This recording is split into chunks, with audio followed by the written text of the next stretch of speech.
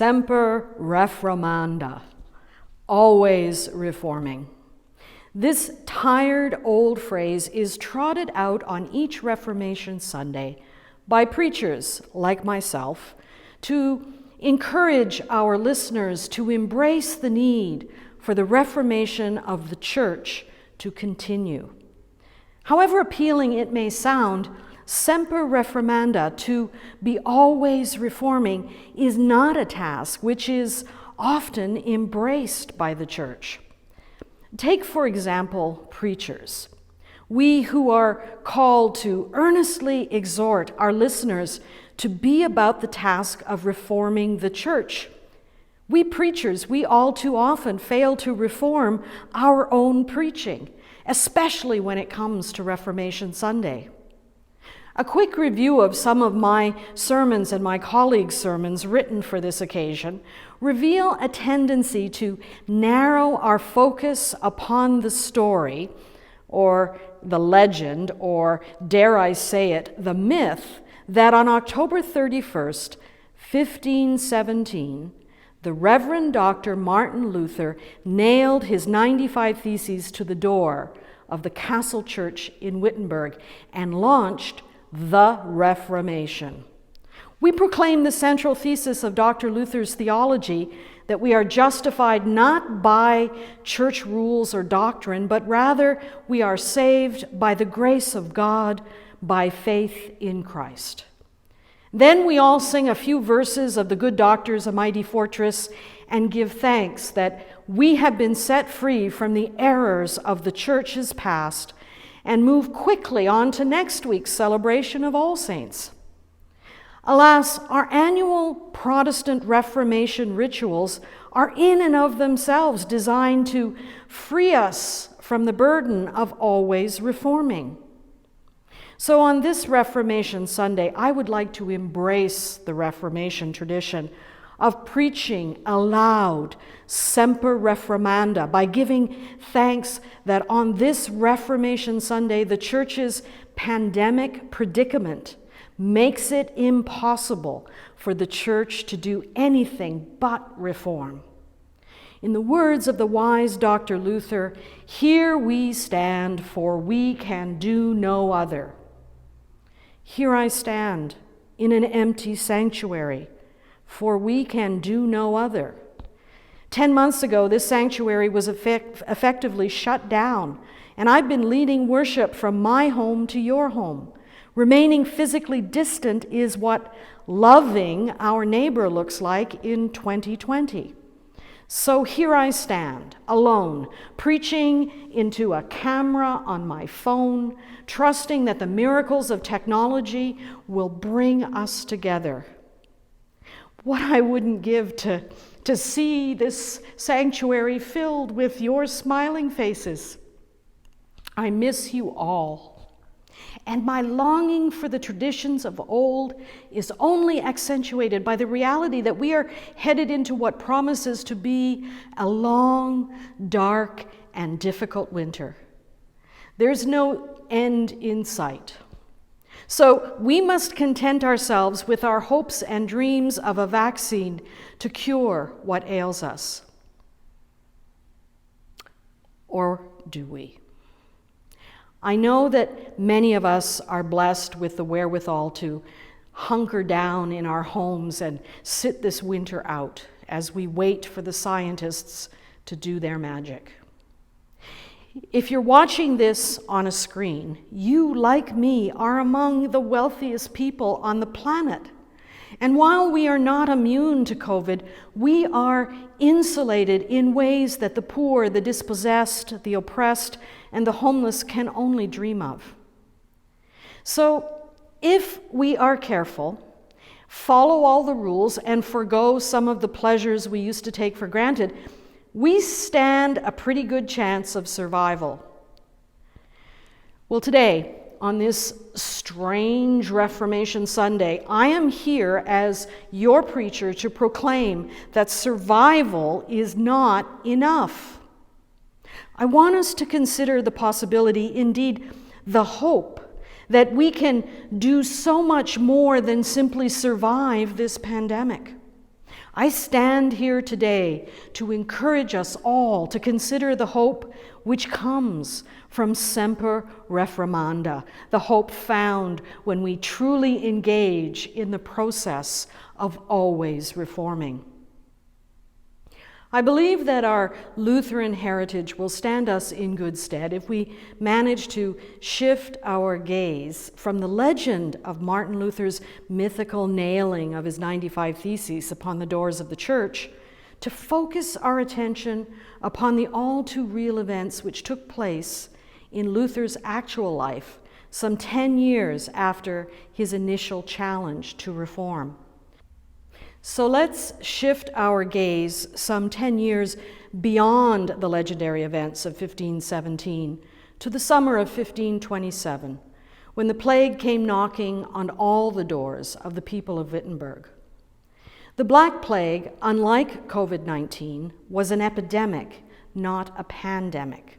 One of the basic differences between an epidemic and a pandemic is that it's possible to travel your way out of an epidemic, to find some place where the plague is not.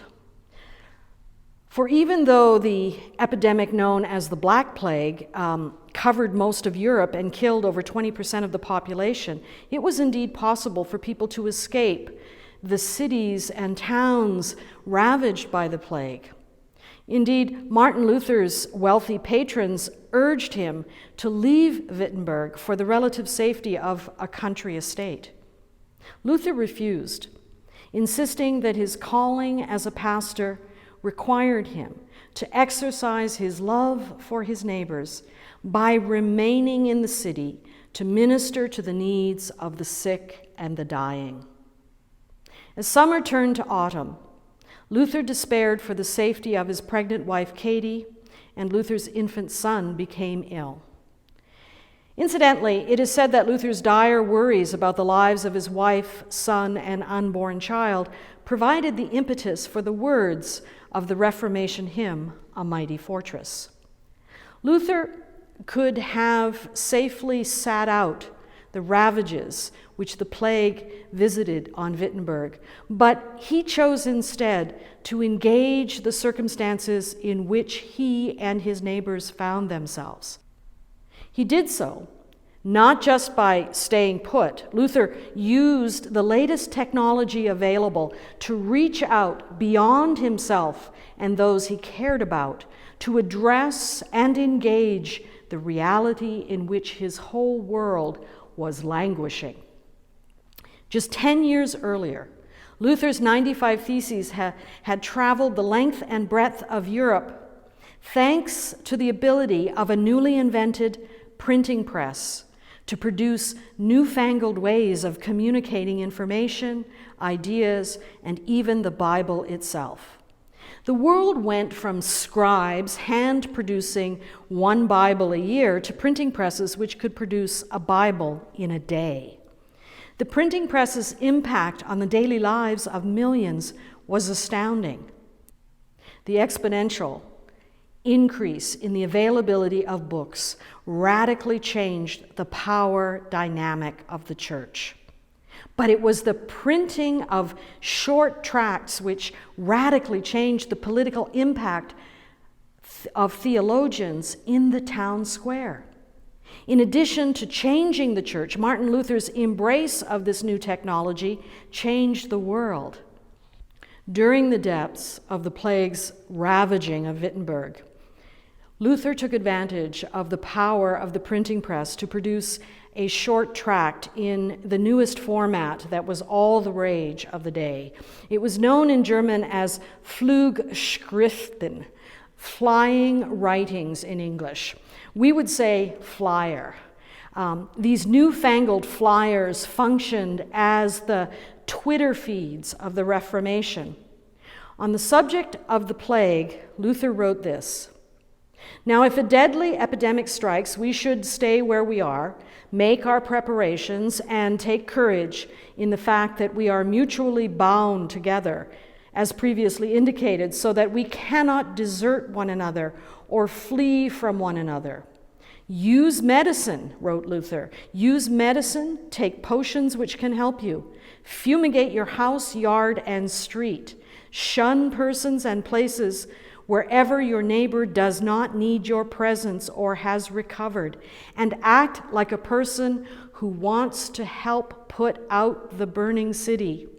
What else is the epidemic but a fire which, instead of consuming wood and straw, devours life and body?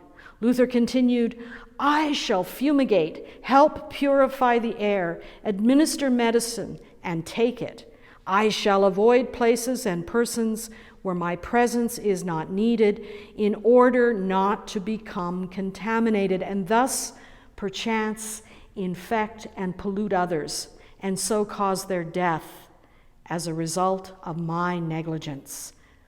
Luther wrote, if the people in a city were to show themselves bold in their faith when a neighbor's need so demands, and cautious when no emergency exists, and if everyone would help ward off contagion as best they can, then the death toll would indeed be moderate. But if some are too panicky and desert their neighbors in their plight, and if some are so foolish as not to take precautions but aggravate the contagion, then the devil has a heyday and many will die. While references to the devil may not sit well today, I dare say Luther's flyer is as prescient today, perhaps even more so, than the millions of tweets which we are bombarded with every minute of every day. Back in April, when we were learning to live in lockdown, Bill Gates, the creator of Microsoft and one of the world's gazillionaires, was interviewed about the lasting effects of this pandemic. Gates pointed to the reality that in a matter of weeks, the world embraced technologies which, under normal circumstances, would have taken at least 15 years for us to embrace. Well, I remember April like it was yesterday, and I can tell you that those first few weeks of lockdown saw churches all over Christendom, and indeed temples and mosques all over the planet, scrambling to embrace newfangled technologies to get the word out. I suspect that just like the church, many of you also found yourself on screens and devices, waving at loved ones, meeting with work colleagues, or even raising a glass to toast a happy birthday greeting.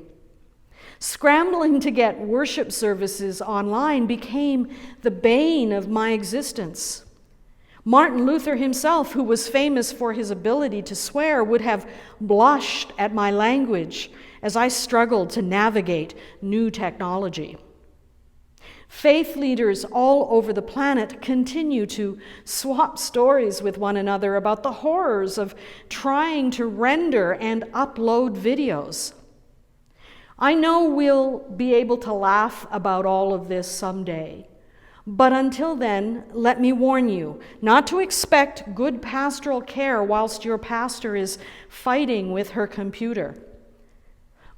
My point is, this pandemic, as horrendous as it is, has revealed some difficult truths which will forever change the world, particularly the church. For the foreseeable future, our sanctuaries will remain empty, and we will rely more and more upon technology to enable us to continue to be love in the world. The sad truth is, in-person worship, just like the status quo before COVID, was not working. The church was dying, and those of us who remain in the church refuse to change our ways, believing somehow if we just did it better and flashier or happier and clappier, we might just be able to attract the lost generations who have long since deserted our sanctuaries. The good news, dear friends, is that the current crisis invites us into a liminal space, a thin place, if you will, a place where the veil between the everyday status quo and the sacred extraordinary falls away, and we can see things that were once hidden from us. Today, the church stands on the precipice of a new era. Like Luther of old, who inspired centuries of cries for Semper Reformanda, to always be reforming, we today have the opportunity to reform the church in ways which will speak to generations to come. But just like Luther, who used the printing press as a means to proclaim a reformed theology, we too must embrace the internet not to proclaim the status quo theology that wasn't working anyway, but to proclaim a reformed theology. Tinkering on the surface and learning new technologies will not save the church. The power of Luther's call for reformation came from new ways of understanding creation itself, together with new ways of understanding what it means to be human. If our Reformation today is to have any power at all, it will require the church and all who sail in her not to rely upon Luther's way of understanding reality. We cannot simply move the deck chairs on this Titanic, which the church has become, and expect the church not to sink. There are gaping holes in the hull which we ignore at our peril. We must have the courage to build upon Luther's insights, as together we learn new ways to express new understandings of what it means to be human here and now in creation today. We must dare to learn to understand reality in ways which would have dumbfounded and possibly even offended Luther himself. So here I stand in 2020, in the midst of a worldwide pandemic, for I can do no other but to proclaim the need to be always reforming. For the church can do no other. We cannot go back to the way things were, any more than Luther himself could go back to life before he discovered his freedom as a Christian. Whether we like it or not, our world has changed and continues to change. The church has changed. Being love in the world, that has changed too, and it must continue to change. Just imagine the wonders we shall be able to embrace to help us to love our neighbor. These are exciting times, and yes, they are also terrifying times, but each and every day we are free to embrace possibilities which once seemed unthinkable as we embrace new ways to be love in the world. Now more than ever, we need one another so that together we can empower greater love. We, dear friends, we are richly blessed. Let us take courage from the blessings of our great heritage. Let us seek wisdom from the blessings of heritages unlike our own. And let us be inspired by the ingenious insights of scientists, philosophers, theologians, poets, and artists, so that we can learn new ways to embody the love our world so desperately needs, so that we can heal the wounds of creation. Semper Reformanda, always reforming. Thanks be to all that is holy. Amen.